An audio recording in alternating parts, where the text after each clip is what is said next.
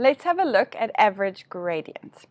I'm going to start explaining average gradient by giving you a straight line graph, which you can see on your screen. Okay, and on that straight line graph, we've got a point A and a point B that we've identified. And can you see that the coordinates of point A we've called x1 and y1, and the coordinates of B are x2 and y2. Now, that could be the other way around if you wanted it to be. That's just the way I've labeled it, but either way is actually fine. Okay. Right, I'm going to ask you, how would I find the gradient from point A to point B? Okay, how would I do it? Well, this should be relatively familiar to us. To find the gradient from point A to point B, we need to find the change in y over the change in x. Okay, remember with straight line graphs, your gradient is your rise over your run. Does that sound familiar? Okay, I hope it does. Right, so the gradient is the change in y over the change in x, and in terms of actually working it out, the way we do it is say y2 minus y1 over x2 minus x1, and often people ask me, can we do it the other way around? Can we say y1 minus y2? The answer to that is yes, as long as then underneath you're saying x1 minus x2. So again, either which way, it doesn't matter, that's not a problem. Now, because we have a linear function, if I were to identify other points on this line, if I were to make point A over here and point B over there, or if I made point A over here and point B, whoops, let's move that down, and point B over there, it's not going to make any difference to the gradient, okay? Your rate of change is constant on a straight line graph, okay? So linear functions have got what we're going to say is a constant rate of change. Okay, rate of change is just another way of referring to the gradient. Okay, right, so that's all well and good, but what if we have a non-linear function, so something like a parabola?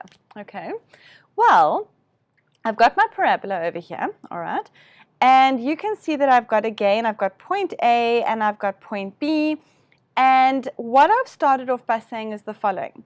The x coordinate at point A is just x, okay?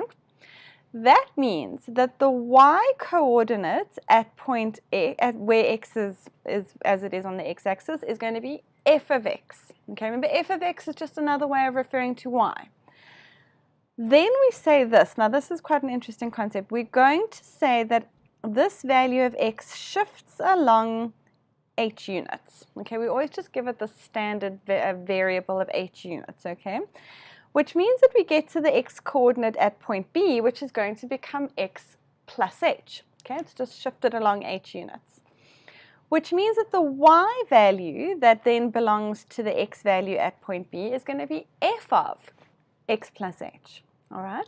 So what have I done so far? I've identified the coordinates at point A as x and f of x, and the coordinates at point B as x plus h and f of x plus h, all right? Now, if I draw a straight line passing straight through point A and point B, do you agree that that straight line is not following the exact path of the curve? It's actually more slicing through the direct sort of distance between point A and point B, but it is kind of missing out a bit of a portion of the curve, okay? This is why we now have to refer to if I find the gradient from point A to point B, we're going to have to say it's the average gradient, because it's not the exact rate of change along the curve of the line. It's a slicing through it, okay? And that's in giving us this average gradient. All right, now here's something really important to please remember. Average gradient is obviously taking a slicing through the line, and it's very much passing through two separate points on the line, okay? Average gradient passing through 2 points. All right, so all of that said, now the question is, what is the average gradient of this line AB? Well, we're going to do it exactly the same way that we did the linear, okay? We're going to say y1 minus y2 over x1 minus x2. And if I do that using the coordinates that I have, this is what we're now sitting with. y1 minus y2, that came from this coordinate here and this coordinate here, over x1, which is this coordinate, minus x2, okay? And if I just tidy that up for one step, you can see over here that this x and this x actually cancel each other out. We are left with this equation. We're left with f of x plus h minus f of x all over h is the formula that we use to find the average gradient. Okay, now something that you need to just, if that looks a little bit confusing, just remember that this formula is actually quite simply based on the original y1 minus y2 over x1 minus x2.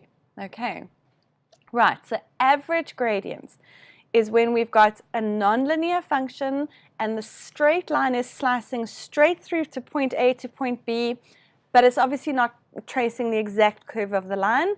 And so when we work out its gradient, which we just do normally, normal change in y over change in x, it's just the concept that it's average because it hasn't actually gone along the whole line. Okay, so there we go. Average gradient is finding the gradient between 2 points. That's also something to just remember, and you'll understand a little bit later why I'm really emphasizing that. But average gradient, 2 points. Okay. Right, we're going to practice a couple of examples, so let's see how we go, and I will see you in the next video. Well done.